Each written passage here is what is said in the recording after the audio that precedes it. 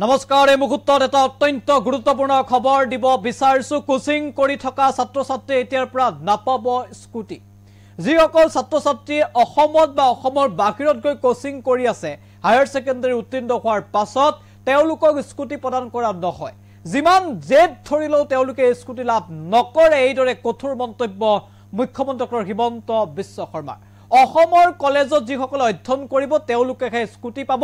আৰু বাহিৰত কোচিং কৰিবলৈ যোৱা ছাত্ৰ-ছাত্ৰী বা শিক্ষাৰ্থীয়ে নাপাব স্কুটি প্ৰদানৰ ক্ষেত্ৰত এইবাৰ কঠোৰ স্থিতি মুখ্যমন্ত্ৰী ডক্টৰ হিমন্ত বিশ্ব শৰ্মা মুখ্যমন্ত্ৰীৰ মতে কলেজলৈ অহা যোৱা কৰিবলৈ স্কুটি দিয়া হয় কিন্তু বাহিৰত যদি কোচিং কৰে তেতিয়া হলে বিনামূলীয়া স্কুটিৰ লোভ কিয় এই প্ৰশ্ন মুখ্যমন্ত্ৰী সবিশেষ এনিটক্সৰ দৰ্শকক আমি জানাইছো গুৰুত্বপূৰ্ণ খবৰ এই মুহূৰ্তত কোচিং কৰি থকা শিক্ষাৰ্থীয়ে নাপাব স্কুটি ডাঙৰ খবৰ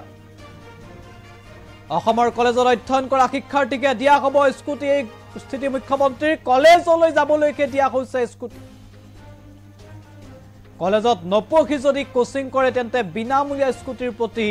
লোভ কিয় কঠোৰ স্থিতি মুখ্যমন্ত্ৰী ডক্টৰ হিমন্ত বিশ্ব শৰ্মাৰ স্কুটি প্ৰদানৰ প্ৰসংগত এই গুৰুত্বপূৰ্ণ মন্তব্য আগবঢ়ালে মুখ্যমন্ত্ৰী কি কৈছিল হিমন্ত বিশ্ব শৰ্মাই মন্তব্য আছে আগবঢ়াইছে কোচিং কৰা ষ্টুডেণ্টক মানে আমাৰ অসমত কি হয় মানুহে কিছুমান কথা জেদ কৰে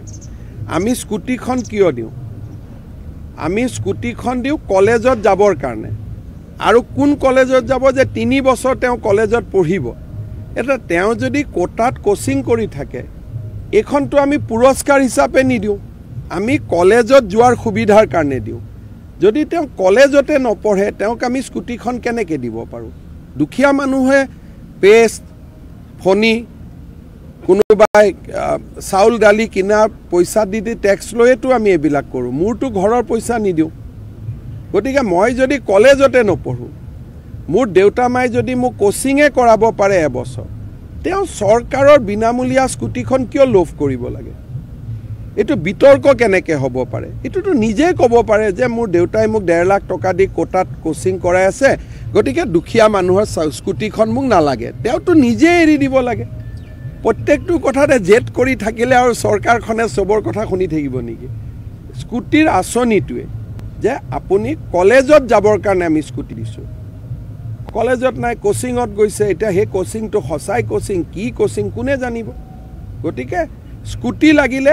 কলেজত পঢ়িব লাগিব আৰু যাৰ দেউতাক মাকে কোচিং কৰাব পাৰে সি দুখীয়া মানুহৰ টকাৰ স্কুটিখন লৈ পেলাই উঠি ভাল পাব জানো কিন্তু নিজে কষ্ট পাব এইখনত উঠি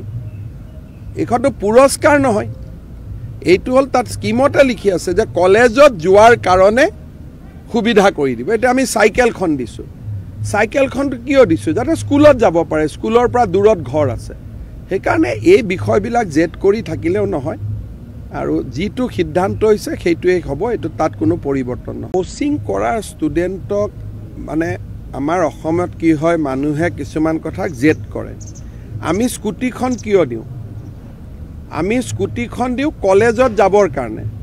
আৰু কোন কলেজত যাব যে 3 বছৰ তেওঁ কলেজত পঢ়িব এটা তেওঁ যদি কোটাত কোচিং কৰি থাকে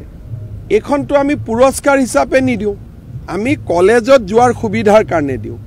যদি তেওঁ কলেজতে নপঢ়ে তেওঁক আমি স্কুটিখন কেনেকৈ দিব পাৰোঁ দুখীয়া মানুহে পেষ্ট ফনি কোনোবাই চাউল দালি কিনা পইচা দি টেক্স লৈতো আমি এইবিলাক কৰোঁ মোৰতো ঘৰৰ পইচা নিদিওঁ গতিকে মই যদি কলেজতে নপঢ়োঁ মোৰ দেউতা মাই যদি মোক কোচিঙে কৰাব পাৰে এবছৰ তেওঁ চৰকাৰৰ বিনামূলীয়া স্কুটিখন কিয় লোভ কৰিব লাগে এইটো বিতৰ্ক কেনেকৈ হ'ব পাৰে এইটোতো নিজে ক'ব পাৰে যে মোৰ দেউতাই মোক 1.5 লাখ টকা দি কোটাত কোচিং কৰাই আছে গতিকে দুখীয়া মানুহৰ স্কুটিখন মোক নালাগে তেওঁতো নিজে এৰি দিব লাগে প্ৰত্যেকটো কথাতে জেদ কৰি থাকিলে আৰু চৰকাৰখনে সবৰ কথা শুনি থাকিব নেকি স্কুটিৰ আঁচনিটোৱে যে আপুনি কলেজত যাবৰ কাৰণে আমি স্কুটি দিছোঁ কলেজত নাই কোচিঙত গৈছে এতিয়া সেই কোচিংটো সঁচাই কোচিং কি কোচিং কোনে জানিব গতিকে স্কুটি লাগিলে কলেজত পঢ়িব লাগিব আৰু যাৰ দেউতাক মাকে কোচিং কৰাব পাৰে সি দুখীয়া মানুহৰ টকাৰ স্কুটিখন লৈ পেলাই উঠি ভাল পাব জানো কিন্তু নিজে কষ্ট পাব এইখনত উঠি এইখনটো পুৰস্কাৰ নহয় এইটো হল তাত স্কিমতে লিখি আছে যে কলেজত যোৱাৰ কাৰণে সুবিধা কৰি দিব এটা আমি সাইকেলখন দিছোঁ চাইকেলখন কিয় দিছোঁ যাতে স্কুলত যাব পাৰে, স্কুলৰ পৰা দূৰত ঘৰ আছে।